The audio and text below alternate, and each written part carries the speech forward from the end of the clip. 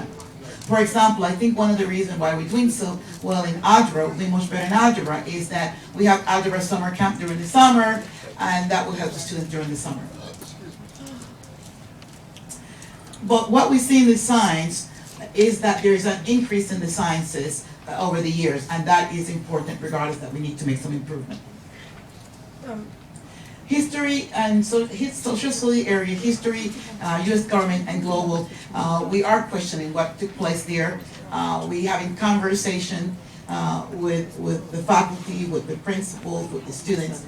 We want to know what happened in history and U.S. government, where we saw some decline in both of those subject matter, and to keep that momentum going. Is there anything in place right now for the physics, the kids who need your help in physics? Are there anything in place? Are something going to be put in place to help them? We always have what we call in the afternoon, in the after school classes to help the students that need to take their regents. And so there are classes in the afternoon. I spoke to a couple of people. Not In physics. Not in physics. Not in physics. That could be a possibility. Yeah. So are we going to work on that?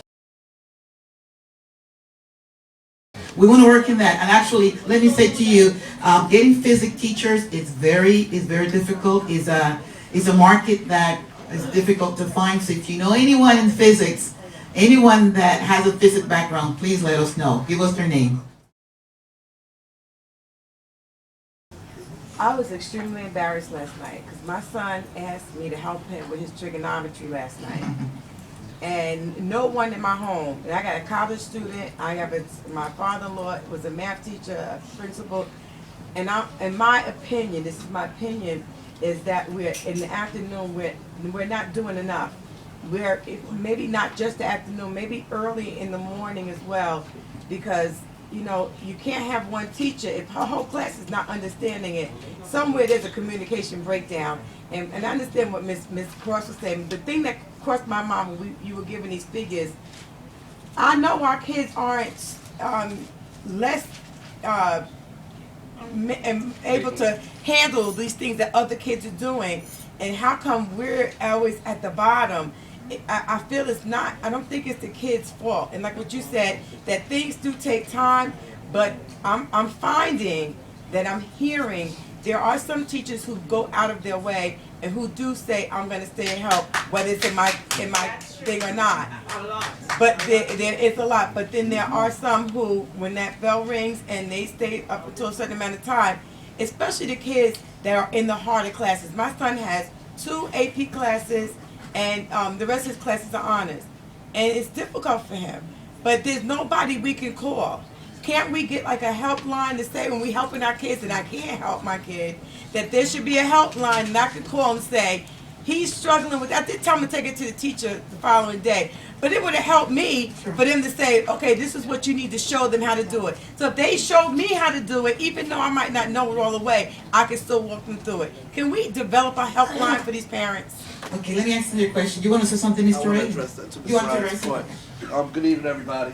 One thing that we as a board member want to make sure we put out, we've done it to our legal parameters. One thing at the high school, we're getting SES programs, which are SES providers, which are supplemental education services, free tutorial programs by different vendors. Dr. Garcia, I would stress if we can work with Dr. Rivers too on, re-advertising, because some of these programs that are free and tutorials free for our children are not being taken advantage of.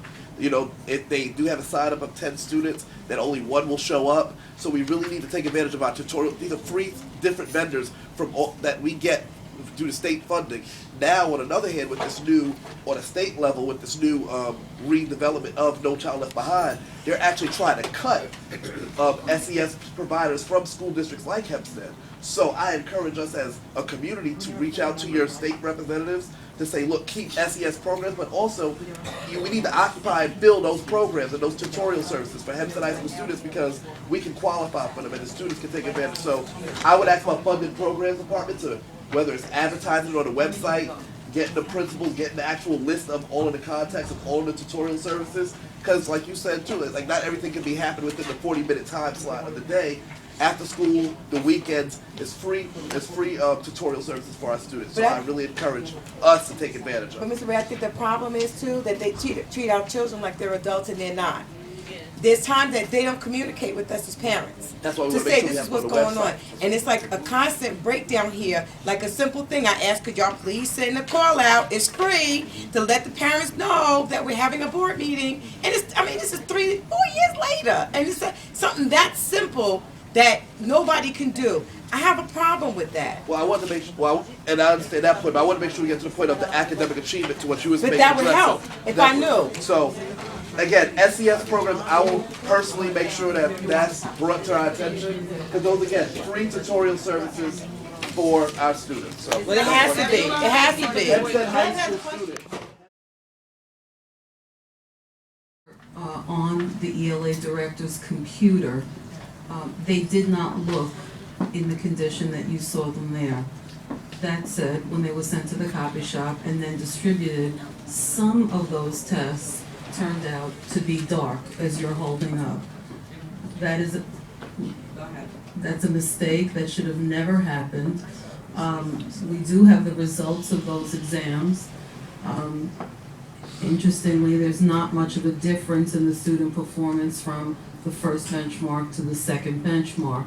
That leads me to think that not all, and in fact not even most, of the tests were copied in that dark of a fashion. That said, there's no excuse whatsoever for any of the children to have had tests that look like that. Why were they even given out? Right, what are they giving out?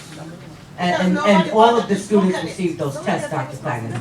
As PTA president, I spoke to all the teachers in the middle school, 6th, 7th, and 8th grade, and they were all given out like that. Yeah, They should have returned them. Yes. They should have just. Absolutely. The teacher should have given them back to you. We honestly didn't find out. I mean, I didn't lay my eyes on these, and neither did Dr. Garcia, or I believe Ms. So then who distributed the tests? Well, that I can't respond to, but the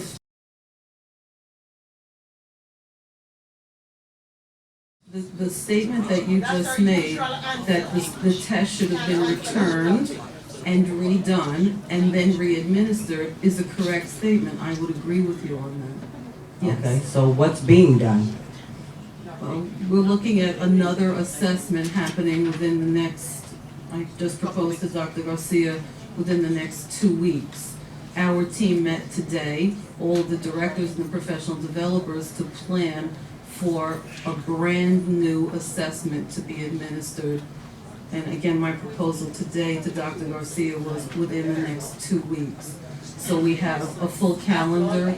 Okay, so let me just ask a question. I don't mean to cut you off. You mean to tell me that when those tests came back, you did not see them, neither did Dr. Garcia? They weren't even delivered in our office. So they was just delivered to the school, and the schools just gave them out like that? And again, it's, Who approved the test? Right, that's, well, let me try to explain again.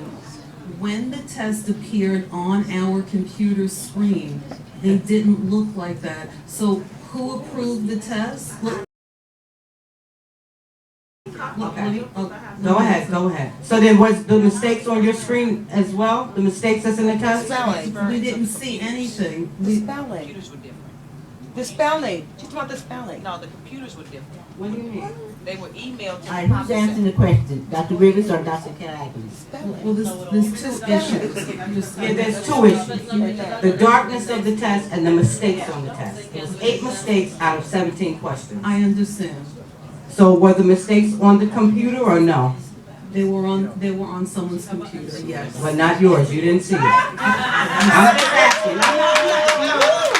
I'm not trying to do it for that reason. I'm asking a straight question because when I come up here and ask a question most of the time, I'm kind of blown off a little and I'm kind of getting a little tired of it. Ms. Greer, it came from my department. I mean, who particularly was responsible? I don't think So then nobody's responsible. No, I didn't say that.